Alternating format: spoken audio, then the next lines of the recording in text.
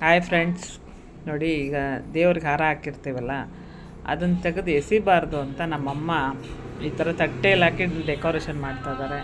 ಮನೆಯಲ್ಲಿದ್ದ ಹೂನೇ ತಗೊಂಡು ಅದನ್ನು ಕಣ್ಣು ಕಾಣಿಸ್ಲಿಕ್ಕೂ ಪೋಣಿಸ್ಬಿಟ್ಟು ದೇವ್ರಿಗೆ ಹಾರ ಮಾಡ್ತಾ ಇದ್ದಾರೆ ನಮ್ಮಮ್ಮ. ಅವ್ರು ಯಾವಾಗಲೂ ಸುಮ್ಮನೆ ಕೂತ್ಕೊಳ್ಳಲ್ಲ. ಇವಾಗಲ್ಲ, ಈಗ 86 ವರ್ಷ ಅವರಿಗೆ. ಇವಾಗಲೂ ಏನಾರು ಕೆಲಸ ಮಾಡ್ತಾನೇ ಇರ್ತಾರೆ ನಮ್ಮಮ್ಮ.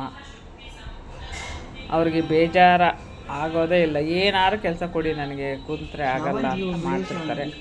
ಈಗ ನೋಡಿ ಗರ್ಕೆ ತಗೊಂಡು ಅದರಲ್ಲಿ 21 ಒಂದೊಂದು ಗಂಟು ಮಾಡಿಬಿಟ್ಟು ಗಣಪತಿ ಒಳ್ಳೇದು ಅವ್ರ ಮಕ್ಕಳಿಗೆ ಮೊಮ್ಮಕ್ಕಳಿಗೆ ಸೊಸೆಯರಿಗೆ ಇಟ್ಕೊಂಡು ಎಲ್ಲ 21 ಅಂತ ಗಂಟು ಅದನ್ನು ಒಂದೊಂದು ಹಿಡಿ ಮಾಡಿಬಿಟ್ಟು ಅದಕ್ಕೆ ದಾರ ಕಟ್ಟಿ ಗಣೇಶನಿಗೆ ಅದು ನೀಟಾಗಿ ಗಂಟು ಹಾಕ್ತಾರೆ ನೋಡಿ.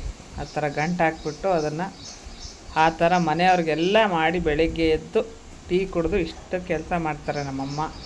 ಯಾವಾಗಲೂ ಅವರು ಹಾಗೆ ಮಾಡೋದು ನೋಡಿ. ಈ ಥರ ವರ್ಷ ಗಣೇಶನ ಇಷ್ಟು ಕೆಲಸ ಗರ್ಕೆದು ಮಾಡಿ ಅದು ಹಾರನೂ ಮಾಡ್ತಾರೆ ಅವರು. ಈ ಥರ 20 ಗರ್ಕೆಯಿಂದ ಎಷ್ಟು ಉಪಯೋಗ ಐತೆ ಅನ್ನೋದು ಅವ್ರಿಗೆ ಗೊತ್ತು.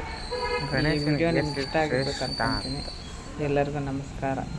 ಮಾಡ್ತಾ ಇದ್ದಾರೆ.